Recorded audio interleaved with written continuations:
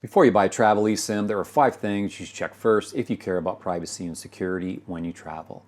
The first is whether the provider requires ID verification. Some eSIM providers ask for your passport, a selfie, or full registration details. If privacy matters to you, look for a provider with minimal sign-up requirements, especially for short travel use. The less personal data you hand over, the less data can be exposed later on. Second, check where your data is actually routed. Just because the eSIM works in Japan or Thailand or Europe or South America doesn't mean your internet traffic stays there.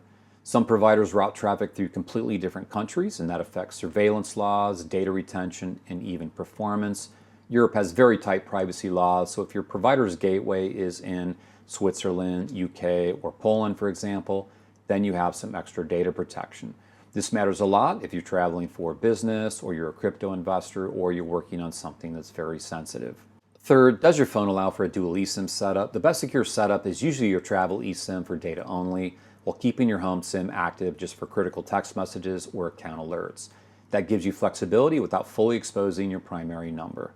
Fourth, if you're flying international, then do you want to test the eSIM before you leave the US or from whatever country that you are leaving from? There are a few travel eSIMs, for example, that work in the US and Europe, US and Asia, US and South America. This allows you to test the eSIM before you leave for your trip. This way, when you land in a foreign country, the odds are high it will work as soon as you land the plane. And fifth, choose a provider with a strong reputation and clear privacy policies. Don't just buy the cheapest option. Look at who owns the company, look at which mobile partners they use, how long they've been around, and whether their support is responsive if activation fails. I've used a number of these eSIM providers, and if you have an issue when you land, they don't respond sometimes for up to 48 hours.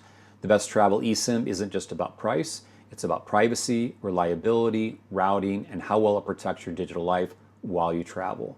One more thing to consider if you reside in the US is the efani secure mobile service called the SAFE plan. SAFE comes with a complimentary global data eSIM, which is completely anonymous to the world and works in over 200 countries with high-speed LTE 5G to keep you secure when you travel. Global connectivity, stay secure, add privacy, insurance plan, and have peace of mind while you travel.